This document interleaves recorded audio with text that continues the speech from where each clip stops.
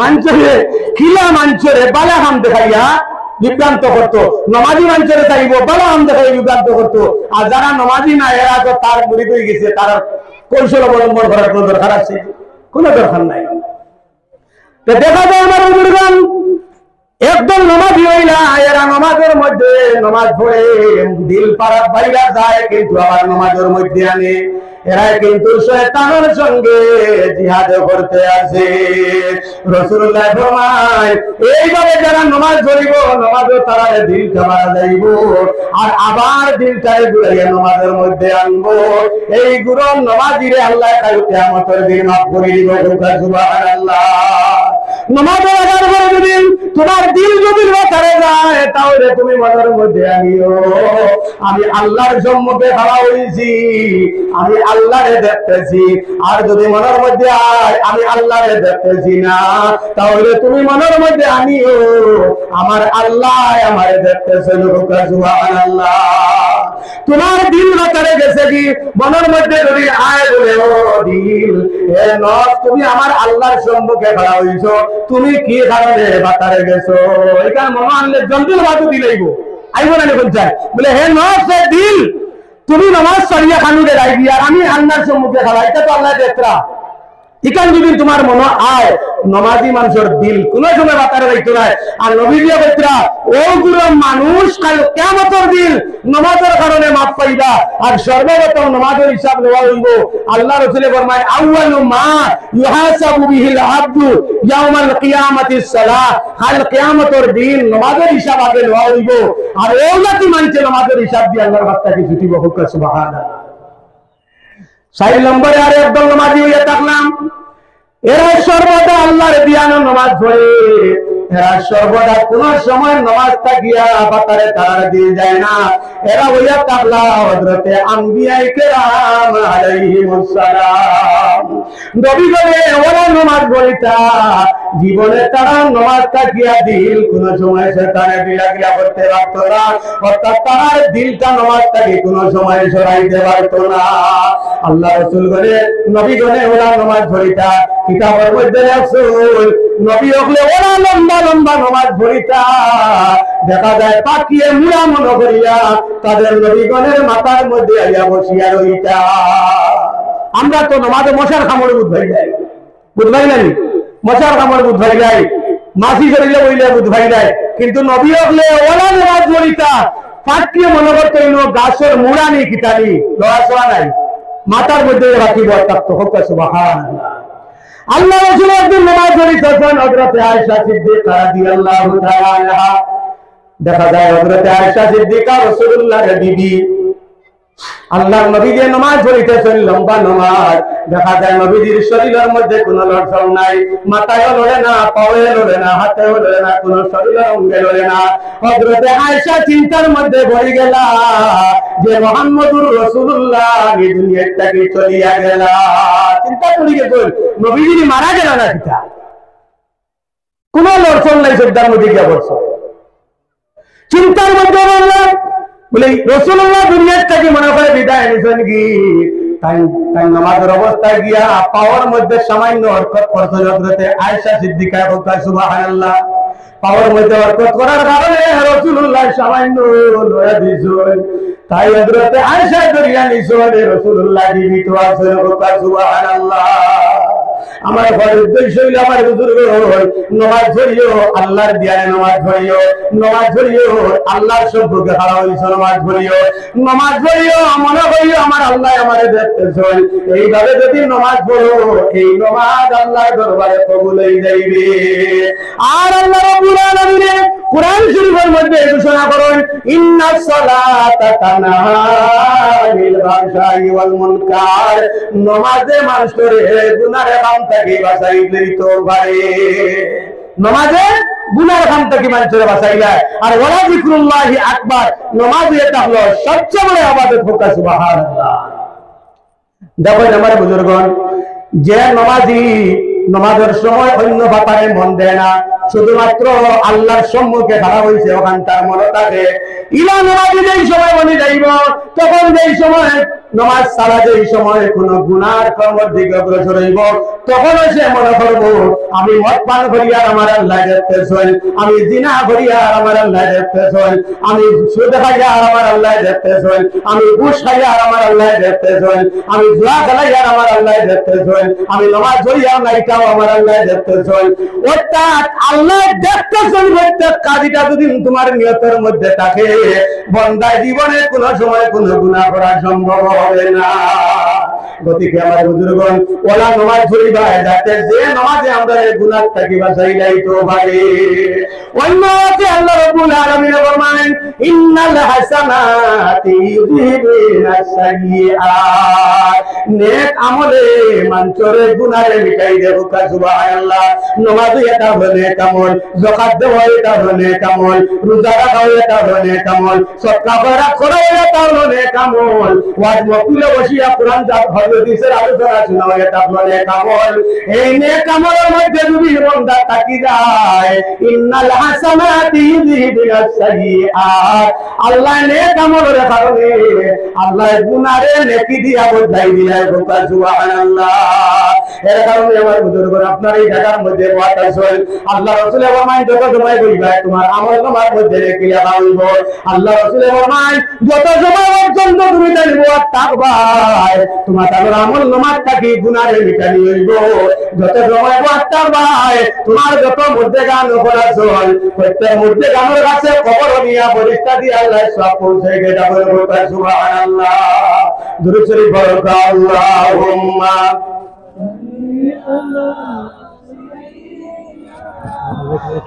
মাওলানা মুহাম্মদ ওয়া আলা আলি সাইয়্যিদিনা মাওলানা মুহাম্মদ। দেখো আমার বুজুর্গগণ, আজকে এই ওয়াজ এটা হলো মসজিদের ওয়াজ। মসজিদের ওয়াজ নাই, মসজিদের বাৎসরিক ওয়াজ। এই মসজিদের সঙ্গে নিসবতওয়ালা ওয়াজ, এই ওয়াজের মসজিদের সঙ্গে আল্লাহর ঘরের সঙ্গে নিসবতওয়ালা হওয়ার কারণে এই মাহফিল আল্লাহর কাছে মকবুল হোক। সুবহানাল্লাহ।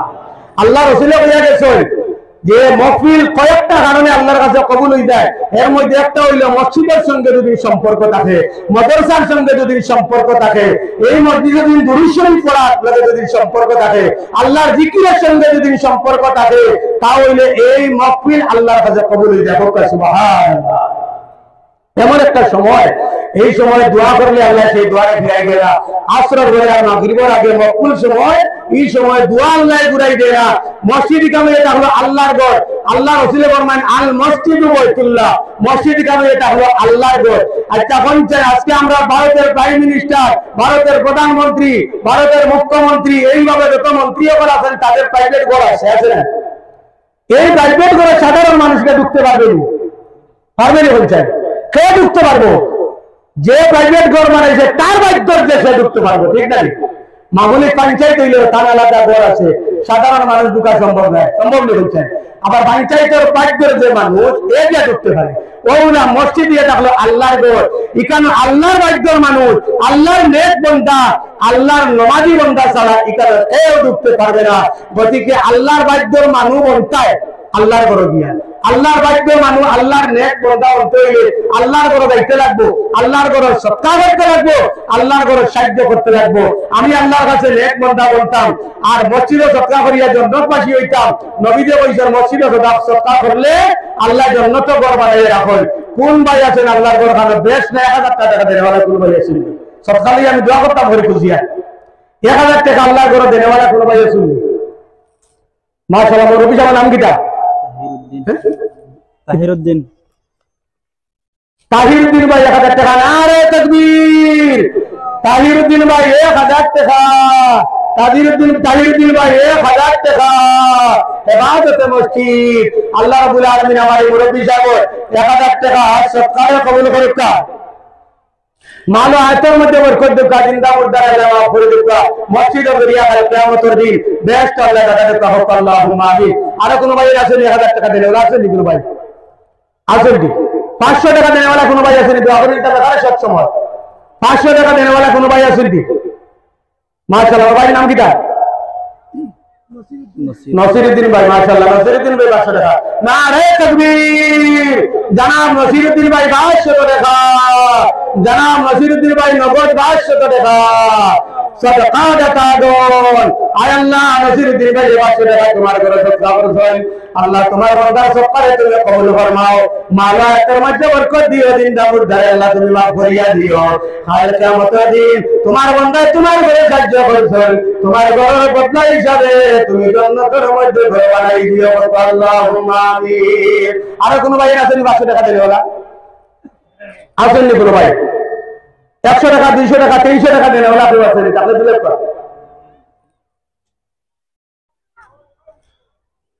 আল্লাহুম্মা সাল্লি আলা মাওলানা মুহাম্মদ ওয়া আলা 500 টাকা নারে তাকবীর জনাব বুরহানুদ্দিন সাহেব 500 টাকা জনাব বুরহানুদ্দিন সাহেব 500 টাকা আল্লাহ রাব্বুল আলামিন আমার বুরহানুদ্দিন ভাই 500 টাকা সদকা কবুল করুক আমার এর মধ্যে বরকত দেখ আল্লাহুম্মা আমিন মাটির ঘরে থাকিবে না তার সোনার কবুতর মাটির ঘরে থাকিবে না তার সোনার কবুতর একদিন সারিয়া যাবে ভাঙ্গিয়া ওই ঘর যেদিন ডুবে যাবে অত নয় দরজায় লাগবে তালা বুঝিবে না তুই মন্দওয়ালায় আপন হবে পর একদিন সারিয়া যাবে ভাঙ্গিয়া ওই ঘর অতি যত্ন করে যারে অবানিতে সমাধি ঘরে ওই ঘরে সারিয়া একদিন করিব গমন একদিন সারিয়া যাবে ভাঙ্গিয়া ওই ঘর ওই দারুণ সকেরাত কালে মালাকুল দেশে বলে ওই ঘরে সারিয়া যাইতায় কবর আসল ওই ঘরে সারিয়া যাইতায় কবর আসল একদিন সারিয়া যাবে ভাঙ্গিয়া ওই ঘর আল্লাহ রাব্বুল আলামিন আমরা প্রত্যেককে নেক আমল করার তৌফিক দেও আর পাক্কা নামাজি বানার তৌফিক দেও আল্লাহ রাব্বুল আলামিন আমরা নামাজি বান্দা বানাইয়া ঈমানের সহিত কবর পর্যন্ত ঢুকতে হবে আল্লাহুম্মা আমিন এখন আমাদের সময় গেছে আমি লম্বা করিয়েন না ওয়া আখিরু দাওয়ানা আলহামদুলিল্লাহি রাব্বিল আলামিন আমিন ربنا ظلمنا انفسنا وان لم تغفر لنا وترحمنا لنكونن من الخاسرين আয় আল্লাহ ইয়া আরহামার রাহিমিন ইয়া আরহামার রাহিমিন ইয়া আরহামার রাহিমিন আয় আল্লাহ তোমার বান্দাকে এই জায়গার মধ্যে বসিয়া কোরআনের আলোচনা শুনতে আসো আয় আল্লাহ তোমার ঘরের কথা হইতে না হইতে তোমার অনেক বান্দাকে আয় আল্লাহ সত্তা ভরাত করছলি ইয়া আল্লাহ আয় আল্লাহ তোমার বান্দাগণের সুরা সত্তা ভরাত করা এই সমস্ত তুমি আল্লাহ কবুলের মঞ্জুর ফরমাও আয় আল্লাহ আজকের মাহফিলে তুমি কবুল ফরমাও আয় আল্লাহ সমস্ত সাহাব নবীর খেদমত দিয়া পৌঁছাই দাও আয় আল্লাহ নবীর খাতিরে আমাদের জীবনের সমস্ত গুনাহ মাফ করিয়া দাও আয় আল্লাহ মাহফিল সময় কারণে তোমার দুয়ার আমরা জুড়ে মাফ চাইয়া জীবনে যত গুনাহ করেছি সমস্ত গুনাহ থেকে তওবা করিয়া আমরা মাফ চাইয়া আল্লাহ আয় আল্লাহ তোমার দয়া করে আমরা জীবনের সমস্ত গুনাহ মাফ করিয়া দাও আল্লাহ আমরা গুনার সীমা আছে তোমার রহমতের কোনো সীমা নাই আমরা গুনাহ করিয়া তোমার রহমত থেকে দূরে সরে গেছি আল্লাহ আমরা তওবা করি তোমার কাছে মাফ করে আমরা মাফ করে দিলাম ইয়া আল্লাহ আল্লাহ আমরা মাফ করে দিলাম আমরা মধ্যে গান্ডে মাফ করিয়া দেও আল্লাহ আমরা প্রত্যেকের চিন্তা মুর্দা মাইবাদ মাফ করে দেও আল্লাহ আমরা দাদা দিনা নানি ভাই বোন আত্মীয়স্বজন বিবিরা চাই আর আল্লাহ আমরা উপর যত মানুষের হক আছে আল্লাহ तमाम হকদার চিন্তা মুর্দা আমাদের তুমি মাফ করিয়া দেও আর আল্লাহ এলাকার तमाम চিন্তা মুর্দা মাফ করে দেও আল্লাহ এই আমসার যত মধ্যে গান বলেছেন तमाम সব দিয়ে জান্নাত বাসী বানাই দেও আর আল্লাহ যারা দুনিয়াতে আছেন নে কামল করিয়া তুমি আল্লাহর রাজি করার তৌফিক দাও আল্লাহ আজকের ওয়াজ মাহফিলে তুমি কবুল ফরমাও তোমার বান্দাদের উলামায়ে কেরাম আপনাদের দাওয়াত করছেন আল্লাহ তাদের সহিহ সালামত মাহফিলের মধ্যে আসার তৌফিক দান করিও আয় আল্লাহ রহমান রহিম তোমার বান্দাদের তোমার ঘরে সাহায্য করেছেন আল্লাহ তাআলা সাহায্যের কবুল ফরমাও আয় আল্লাহ তুমি তারা দুনিয়াতে সাহায্য করিও মওতের সময় সাহায্য করিও আয় আল্লাহ কবরে যাওয়ার পরে সাহায্য করিও আয় আল্লাহ হাশরের ময়দানে তোমার বান্দাগণদের মাফ করিয়া তুমি তারা সাহায্য করিও আয় আল্লাহ মসজিদের মধ্যে আমরা মাফ করিয়া দেও কাল কিয়ামতের দিন তোমার ঘরের খাতিরে আমরা মাফ করিয়া জান্নাতবাসী বানাই দিও আয় আল্লাহ আল্লাহ আমরা জীবন থেকে শেষ হয়ে যাইব আয় আল্লাহ মওতের আগে মকবুল তওবা নসিব করিও আর জীবনের শেষ করে আমরা জবান থেকে বার করিও লা ইলাহা ইল্লাল্লাহু মুহাম্মাদুর রাসূলুল্লাহ সাল্লাল্লাহু আলাইহি ওয়াসাল্লাম বিফadli সুবহান রাব্বিকা রাব্বিল ইজ্জাতি আম্মা ইয়াসিফুন ওয়া সালামুন আলাল মুরসালিন ওয়ালহামদুলিল্লাহি রাব্বিল আলামিন। আসসালামু আলাইকুম।